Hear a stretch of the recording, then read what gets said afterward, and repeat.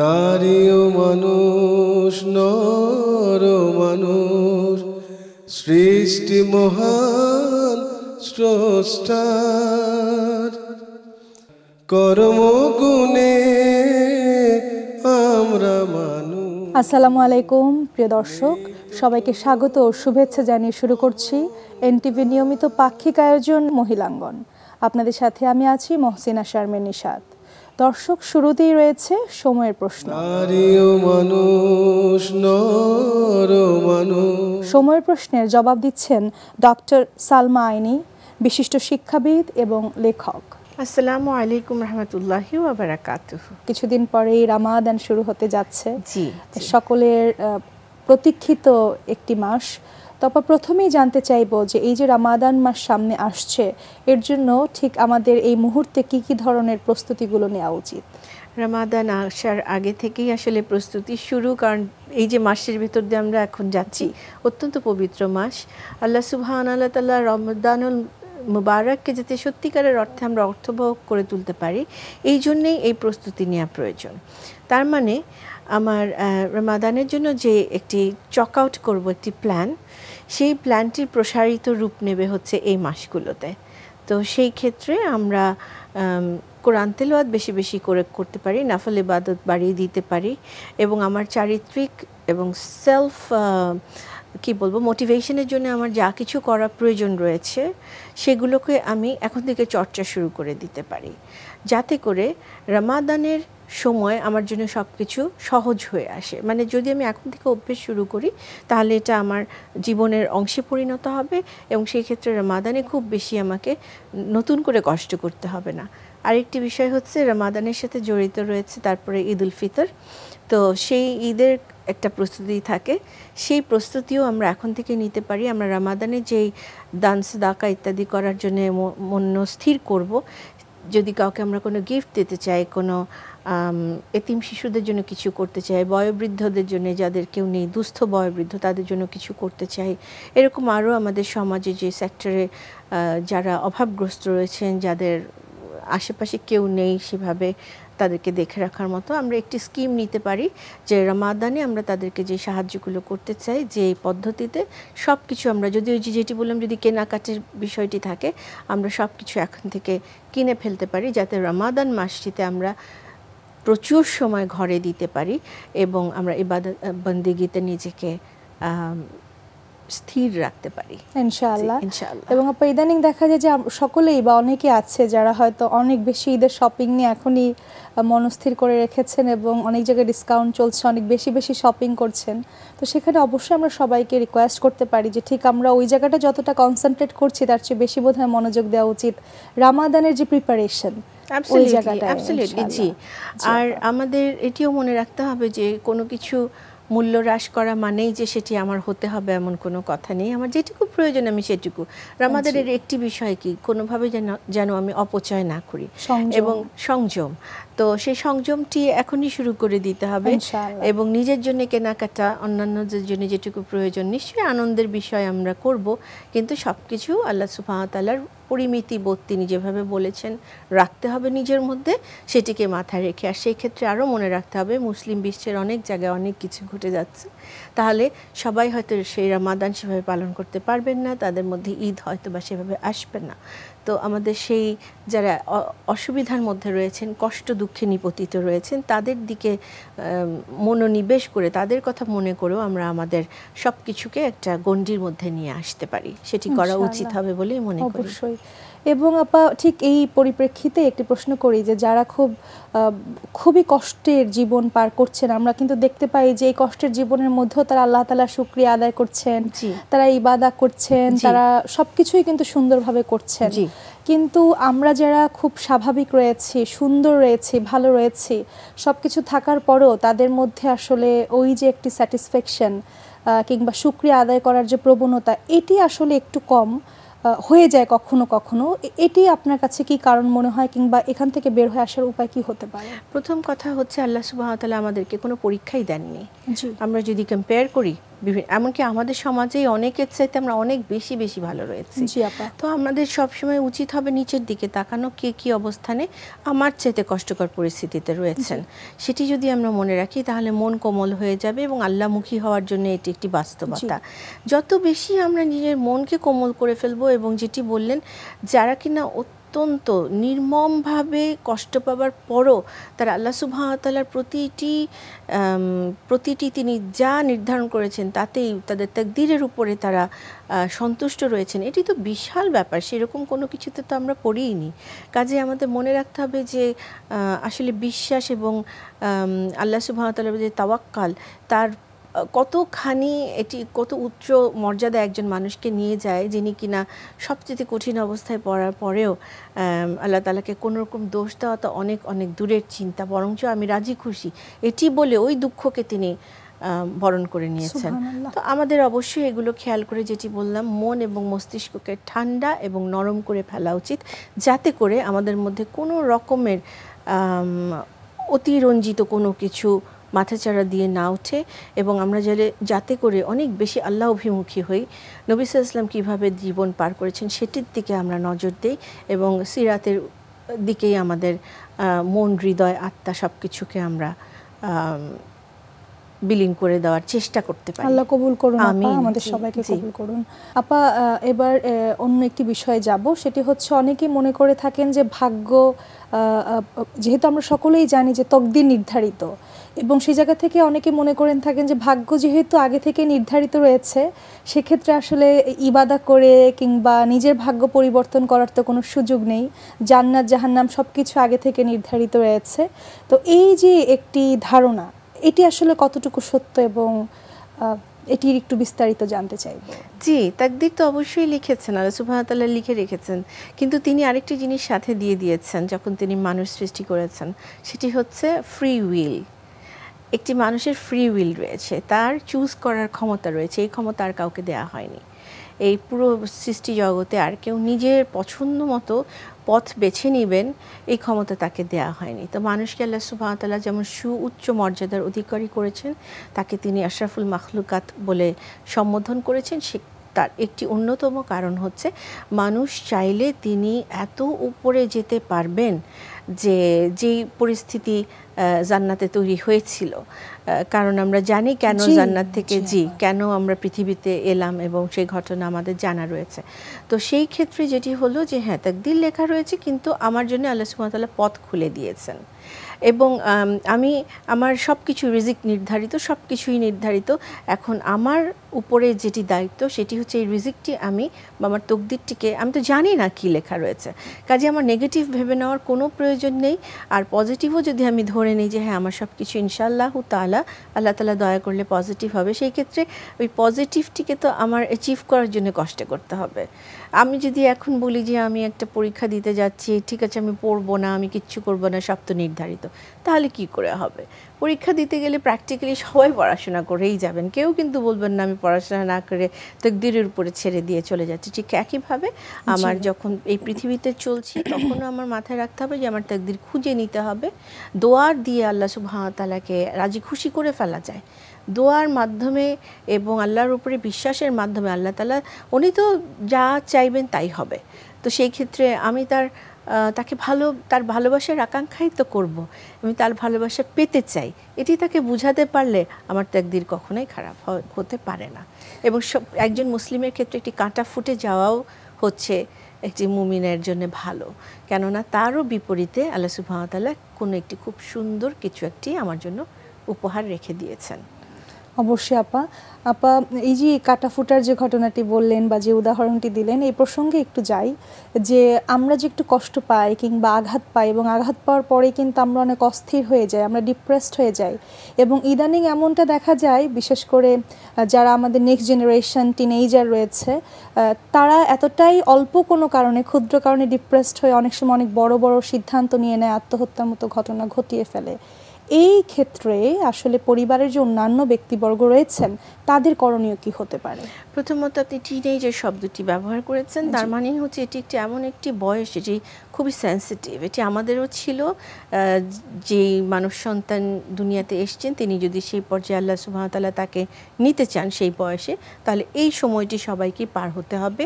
এবং এটি একটি মানে মোস্ট সেন্সিটিভ একটি মানব জীবনের একটি সময়, কারণ তখন মন থাকে নরম এবং একটু আঘাতেই মনে হয় পৃথিবী ধ্বংস হয়ে যাচ্ছে, কেননা তখন ওই পরিমাণে রেসপন্সিবিলিটি তাকে নিতে হয় না, এবং নিতে না হওয়ার ফলে পৃথিবীর অন্যান্য বিষয়গুলো অনেক বেশি গুরুত্বপূর্ণ হয়ে যায়। ছোট্ট এখন আমাদের জীবনেরই আমরা যদি তাকাই, অনেক ঘটনাই মনে হবে যে এত ছোট ছিল, এত তুচ্ছ ছিল, অথচ কতই না কান্নাকাটি করেছি, কতই না মন খারাপ করেছি, ব্যাপারটি তেমন। তো এখন একজন মুসলিম হিসেবে এবং প্যারেন্ট হিসেবে এবং পরিবারের সদস্য যখন আমরা, তখন অবশ্যই এই যে যারা, আপনি যেহেতু অল্প বয়সের কথা বলেন, এই অ্যাডোলেসেন্স পিরিয়ডে অবশ্যই তাদের সাথে অসম্ভব রকমের একটি বন্ধুত্বসুলভ একটি আচরণ এবং মনোভাব রাখতে হবে, যাতে করে তারা বাইরে কোনো উত্তর না খুঁজে আমাদের কাছেই চলে আসে তাদের সমস্যাটি বলতে এবং তার একটি প্রতিকারের আশা নিয়ে। তা যখন কোনো একটি টিনেজার বলি বা যেটি বললাম যে তরুণ কেউ যদি কোনো সমস্যা নিয়ে আসে যেটিতে তার মন ভার হয়ে আছে, তাকে যদি আমরা তখন কাউন্সেলিং করতে পারি এবং সেটি কোরআন সুন্নাহর আলোকে তো বটেই, এবং উপরন্তু ফ্রম কি বলে এটাকে এমপ্যাথি দেখানো, তার সাথে সহমর্মিতা দেখিয়ে বকাবকি না করে, যে মানে আমরা কিন্তু অনেক সময় আমরা ওই যে বলে না, যিনি জুতোটা পরেছেন তিনি বোঝেন কোথায় ব্যথা লাগছে। তো আমরা অনেক সময় ভাবি যে না, এটা নিয়ে এত বেশি দুঃখ পাওয়ার কী আছে, আমি তার জায়গায় থাকলে কি করতাম, এটি আমরা অনেক সময় ভুলে যাই।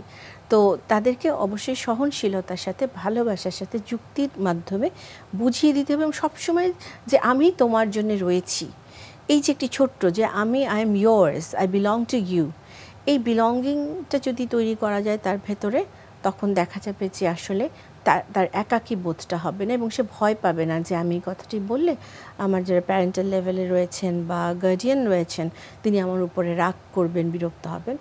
এই চিন্তাটি তাদের ভিতর থেকে দূরীভূত করে তাদেরকে বোঝানোটা খুব প্রয়োজন। ইনশাআল্লাহ আপা, এবং আপনাকে অনেক অনেক ধন্যবাদ এতগুলো জীবনের সাথে সংশ্লিষ্ট জীবন ঘনিষ্ঠ প্রশ্নগুলোর উত্তর এত সহজ করে দর্শকদের মাঝে পৌঁছে দেবার জন্য। আলহামদুলিল্লাহ কাসীরা।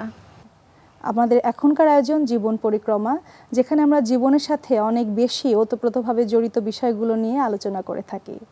প্রিয় দর্শক, রমাদান একেবারেই সান্নিকাটে, আর সেই জায়গা থেকেই আমাদের সকল মুসলিমের অনেক অনেক বেশি প্রস্তুতি নেবার প্রয়োজন। দর্শক, জীবন পরিক্রমায় আমাদের আজকের আলোচনার বিষয় সিয়ামের প্রস্তুতি। আমাদের মাঝে আছেন doctor Afroza Bulbul, associate professor, international open university, the Gambia. আসসালামু আলাইকুম ওয়া রাহমাতুল্লাহি ওয়া বারাকাতুহু।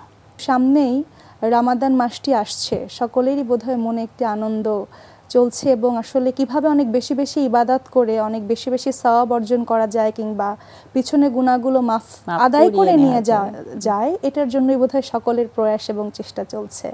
আপা, সেই জায়গা থেকে জানতে চাইবো যে আসলে এই রমাদান মাসের জন্য সকল মুসলিমের প্রস্তুতি কীরকম থাকা প্রয়োজন? আলহামদুলিল্লাহ, প্রত্যেকটা কাজের যদি একটা ভালো প্রস্তুতি থাকে সেই কাজটা ভালো হয়, এটাই স্বাভাবিক। এবং প্রত্যেকটা কাজ কতটা প্রস্তুতি নিয়ে আমরা করব, সেটা হচ্ছে ওই কাজটাকে আমি কতটা গুরুত্ব দিচ্ছি সেটার উপরে নির্ভর করে। খুব স্বাভাবিকভাবে যদি আমি বলি যে আমাদের সামনে যদি একটা এক্সাম থাকে বা পরীক্ষা থাকে, যে কোনো পরীক্ষা, আমার পরীক্ষায় ক্লাসে পাশের পরীক্ষা হোক অথবা কোনো চাকরির বোর্ডের পরীক্ষা হোক, যেটাই হোক না কেন, সেখানে আমাদের প্রস্তুতিটা কেমন থাকে, আমাদের সর্বোচ্চ চেষ্টা করি আমি সব কিছু জানার, ওখানে যে ধরনের প্রশ্ন আসুক না কেন আমি যাতে সেটা সুন্দর মতো আনসারটা করতে পারি, উত্তরটা দিতে পারি। এই যে প্রিপারেশন, সেখানে আমি কিন্তু সময়টাকে একেবারেই অপচয় করি না, অহেতুক কাজে আমি আমার সময়টাকে কাজে লাগাই না, অহেতুক গল্প করে আমি আমার সময় নষ্ট করি না। আবার পরীক্ষার হলে যখন বসে আছি তখনও কিন্তু ফ্রেন্ডের সাথে কিংবা আমার ফেলো এক্সামিনি যারা আছে তাদের সাথে কিন্তু আমি গল্প করে সময় নষ্ট করছি না, কারণ ওই সময়টাকে আমি ঠিকমতো কাজে লাগাবো। ঠিক একইভাবে রমাদান আল্লাহ রাব্বুল আলামিন বলছেন আশ-শাহরু রমাদানাল্লাযী উনজিলা ফীহিল কুরআন, এই যে কোরআন নাজিল করেছেন রমাদান মাসে, তাই না, যে রমাদান এমন একটা মাস যে মাসে নাজিল করা হয়েছে আল কোরআন। তো এটা আমি কেন বলছি, এরপরে সূরা কদরের মধ্যে আল্লাহ বলেছেন লাইলাতুল কদর সম্পর্কে বলা হচ্ছে যে এটা হচ্ছে হাজার মাসের চেয়ে উত্তম সুবহানাল্লাহ। ইবাদতের দিক থেকে একটা রাতের মর্যাদা। সুবহানাল্লাহ। এখন দেখেন এই মাসটা হচ্ছে রমাদান, এর মধ্যে একটা রাত আছে কদর, এবং সেই দিনে কি ঘটেছিল, সেদিনে ঘটেছিল কোরআনটাকে নাজিল করা হয়েছিল। সুবহানাল্লাহ। তো এই যে আমি যখন এটার গুরুত্বটা বুঝবো, আমি এই জন্য বলছি মানে ভার্সগুলো বা আয়াতগুলো, যখন আমি একটা জিনিসের গুরুত্ব অনুধাবন করতে পারবো তখন কিন্তু সেটার উপরে আমার কতটা আন্তরিকতা থাকবে, কত গুরুত্ব দিয়ে আমি সেটার জন্য প্রস্তুতি নিব, সেটা কিন্তু পরিষ্কার হয়ে যাবে। তো এই কোরআনটা হচ্ছে সর্বশ্রেষ্ঠ আসমানি গ্রন্থ যেটা বলা হয়েছে। এই কোরআন নাজিল হওয়ার কারণে একটা রাত, যে রাতের মর্যাদা হাজার মাসের চেয়ে শ্রেষ্ঠ, এই রাতটা যেই মাসের মধ্যে আছে এই মাসটা বাকি আরও 11টা মাসের উপরে শ্রেষ্ঠত্ব অর্জন করেছে রমাদান। এই কোরআনটা যার উপরে নাজিল করা হয়েছে তিনি সর্বশ্রেষ্ঠ রাসূল। সুবহানাল্লাহ। এই কোরআন যাদের কাছে আছে তারা সর্বশ্রেষ্ঠ উম্মত। সুবহানাল্লাহ। এখন আসেন সামনে রমাদান মাস, বলা হচ্ছে যে আল্লাহ রসুল সাল্লাল্লাহু আলাইহি সাল্লামের জিন্দেগি যদি আমরা দেখি, সাহাবেদেরটা যদি দেখি, ওনারা এই রজব মাস থেকে শুরু করতেন। রজবের চাঁদ ওঠার সাথে সাথে ওনাদের যে কী প্রস্তুতি শুরু হতো। এখন দেখেন যে আপনার মাঠে আপনি ধান লাগিয়েছেন, ধানটা কাটার সময় হয়ে যাচ্ছে, সেখানে মানে একটু লালচে মানে রং আসা শুরু হয়েছে, তার মানে ধানটা পেকে যাবে, আপনি এখন ওইটা কাটবেন। তো ওইটা যদি সময় চলে যায়, শিলাবৃষ্টি হওয়ার সম্ভাবনা আছে, নষ্ট হয়ে যেতে পারে। আপনি কী ধরনের প্রস্তুতি নেবেন, কত তাড়াতাড়ি করে ওটা কেটে আপনি কত সুন্দর মতো আপনি ঘরে উঠে ফেলতে পারবেন। ঝড় বৃষ্টি শুরু হলে তো ওটা নষ্ট হয়ে যাবে। আবার যদি হয় যে এখন মৌসুমি বৃষ্টি হচ্ছে, এই বৃষ্টির পানি আপনি যতটা ধরে রাখতে পারবেন সারা বছর আপনি এই পানি দিয়ে চলবেন। পৃথিবীর অনেক জায়গা আছে যেখানে শুধু বৃষ্টির পানিটাই হচ্ছে ওদের একমাত্র উৎস পানির, বিশুদ্ধ পানির। সুতরাং তারা যতটা প্রিজার্ভ করে রাখতে পারে সারা বছর তারা তত স্মুথলি চলতে পারে। তারা কত ইফোর্ট দিয়ে, কত ভালো মতো তাদের যত পাত্র আছে বা যত ভালো মতো এটাকে কালেক্ট করা যায় এবং সংরক্ষণ করা যায় সেটাই তো করবে। রমাদান হচ্ছে এরকম একটা সিজন যেখানে অবিরত সওয়াব পড়তে থাকে, এত বেশি পরিমাণে পড়তে থাকে। আজকে যদি আপনি একটা সাদাকা করেন একটা সওয়াব পাবেন, রমাদানে করলে একটার জায়গায় এটা 700 পর্যন্ত মানে আল্লাহ বৃদ্ধি করে দিতে পারেন, এত বেশি। তো সেই সময় আমি কি করব, আমার পাত্রগুলো কেমন থাকবে? আমার পাত্র যদি হয় ফুটা পড়ছে চলে যাচ্ছে, তাহলে কি হবে? হবে না তো। তাহলে ওই সময় কিংবা ধরে রাখার প্রয়াসই থাকলো না। ওই সময় যত সব নাজিল হবে, যা কিছু রহমত পড়বে, এটার জন্য আমার পাত্রগুলো এত ভালো হয়, এত বড় হয় যে আমি ম্যাক্সিমামটা যেন তখন কালেক্ট করতে পারি। এই রকমের একটা প্রিপারেশন এখন থেকে থাকতে হবে। আমি যদি রমাদান শুরু হওয়ার পরে দেখি আমার এত বড় একটা পাত্র কিনতে হবে, এরপরে সেটা আমি এখানে রাখবো, তাহলে কিন্তু অনেক দেরি হয়ে যাবে। অবশ্যই। এই প্রসঙ্গে একটু জানতে চাইবো একদম স্পেসিফিক যে আপা কি ধরনের প্রস্তুতি আমরা নিতে পারি যেন আমরা ওই মাসটাকে আসলে সেলিব্রেট করার জন্য ইবাদতগুলো করতে পারি। খুব সুন্দর প্রশ্ন। এখানে যেটা বলি সেটা হচ্ছে গুরুত্বটা তো বুঝলাম। এখন হচ্ছে যেই কোরআনের জন্য এই মাসের এত মর্যাদা, এই কোরআনটাকে যত বেশি পারা যায় পড়া, শুধুমাত্র পড়ে যাওয়া না, এটার ভেতর থেকে আল্লাহ যেগুলো বলেছেন এটা করো, সেটাকে হ্যাঁ আমি করবো ইনশাল্লাহ, কমিটমেন্ট করা, নিজের সাথে কমিটেড হওয়া, আল্লাহর সাথে কমিটেড হওয়া, এবং যেটা বলেছেন এটা করো না সেখান থেকে দৃঢ়চিত্তে প্রতিজ্ঞা করা যে না আমি এটা করব না। এবং রমাদানে আসার আগেই আল্লাহর কাছে দোয়া করা যে আমি যেন ওই রমাদানের বারাকা পর্যন্ত পৌঁছাতে পারি, সেটার জন্য আল্লাহর কাছে একটা দোয়া করার জন্য রাসূল সাল্লাল্লাহু আলাইহি ওয়াসাল্লাম পড়েছেন এবং সাহাবা কেরাম, সেটা হচ্ছে আল্লাহুম্মা বারিক লানা ফি রজাবা ওয়া শাবানা ওয়া বাল্লিগনা রমাদান, যে আমাকে রজবের কল্যাণ দান করো, বারাকা দান করো, শাবানের বারাকা দান করো এবং রমাদানের কল্যাণ পর্যন্ত পৌঁছাই দাও। তাহলে পুরো লম্বা 3টা মাসের জন্য একসাথে দোয়া করা, এটা কিন্তু একটা আরেকটার সাথে রিলেটেড। অবশ্যই। সুতরাং আমি যখন রমাদান মাসে ম্যাক্সিমামটা পাওয়ার জন্য চেষ্টা করব, সেটা হচ্ছে রজব থেকে শুরু করছি, এখানে কিছু কিছু করছি, দান সাদাকা করা, নফল রোজা রাখা, এরপরে কোরআন বেশি বেশি পড়া, হাদিস অধ্যয়ন করা, মানুষের সাথে ভালো ব্যবহার করা, পিতামাতার সাথে ভালো ব্যবহার করা, আত্মীয়দের হক যেটা আমার কাছে আছে সেটা আদায় করা, এবং জাকাতের বিষয় যেটা, এই 3টা মাসের মধ্যে যে কোনো এক সময় করে দিলে বেশি ভালো হয়। তবে সবাই রমাদানে করায়, কারণ সব বেশি হবে সেই আশায়। তো যাই হোক, এই যে মানে আর্থিকভাবেও একে অন্যকে সাহায্য করা, প্রত্যেকটা কাজ, যতগুলো ভালো কাজ আছে, আমলে সালেহ যেগুলোকে বলা হয়, এই প্রত্যেকটা কাজের প্র্যাকটিস আমরা আগের থেকেই শুরু করব। তাহলে না আমরা রমাদানে মন খুলে এবং অভ্যাসবশতই করে ফেলবো, তখন দেখা যাবে অনেক বেশি সওয়াব আমাদের আমলনামায় জমা হচ্ছে, আমাদের অ্যাকাউন্টে জমা হচ্ছে, এবং ইনশাল্লাহ সেখান থেকে আমরা বেনিফিটেড হতে পারবো। দ্বিতীয় যেটা, সেটা হচ্ছে রমাদান মাস গুনাহ মাফের মাস। এই মাসে আমাকে গুনাহ মাফ করিয়ে নিতে হবে। সারা বছর সারা জীবন আমি যা করে ফেলেছি, এইখান থেকে আমি যেন ওই পুরাটা ডিলিট করে দিতে পারি। সবচেয়ে মূল্যবান সম্পদ হচ্ছে মানুষের সময়, এবং আমরা প্রত্যেকেই জানি প্রত্যেকটা দিন একটা নতুন দিন। সকালবেলা যখন হয়, প্রত্যেকটা দিন এসে বান্দাকে বলে, আজকে আমি নতুন দিন, কে আছো আমাকে কাজে লাগো, কিয়ামত পর্যন্ত আমি আর কখনো ফিরে আসবো না। তো এই যে আহ্বান, এগুলো যেন আমরা শুনতে পারি, এবং সেই আহ্বানে সাড়া দিয়ে যেন আমরা আমাদের প্রত্যেকটা আমি বলবো যে মিনিট সেকেন্ড, বিশেষ করে রমাদান যখন আসছে সেটার জন্য আগে থেকেই তৈরি হয়। বলা হয়েছে যে রজব মাসটা আল্লাহর জন্য, আর শাবান মাসটা রাসূল সাল্লাল্লাহু আলাইহি ওয়াসাল্লামের জন্য। যত বেশি পারা যায় দরুদ পড়া, আর হচ্ছে রমাদান বান্দার নিজের জন্য, যত বেশি পারা যায় সওয়াব আদায় করে নেওয়া, সওয়াব আদায় করে নেওয়া, এবং গুনাহ মাফ করিয়ে নেওয়া, জান্নাত আদায় করে নেওয়া। রমাদানের আনন্দ মানেই আমি আল্লাহর কাছ থেকে গুনাহ মাফ করিয়ে নিতে পেরেছি, এটা যার হবে তার জন্য প্রকৃত আনন্দ, যেটা আমরা উমর রাদিয়াল্লাহু তাআলা আনহু জীবন থেকে পাই। ঈদের দিনে তাকে খুঁজে পাওয়া যাচ্ছে না, কোথায় আছে উমর, খুঁজতে খুঁজতে পাওয়া গেল, এবং ঈদের দিনে কান্নাকাটি করছেন। ওনার যে অনুভূতি, সেটা হচ্ছে তোমরা আনন্দ করো। আনন্দ কাদের জন্য? যে কনফার্ম হয়ে গেছে যে আল্লাহ তার গুনাহ মাফ করেছে, তার জন্য না খুশি। আমি উমর, আমি তো জানিই না যে আমার আল্লাহ আমার গুনাহ মাফ করছেন কিনা, আমি কিভাবে খুশি হব?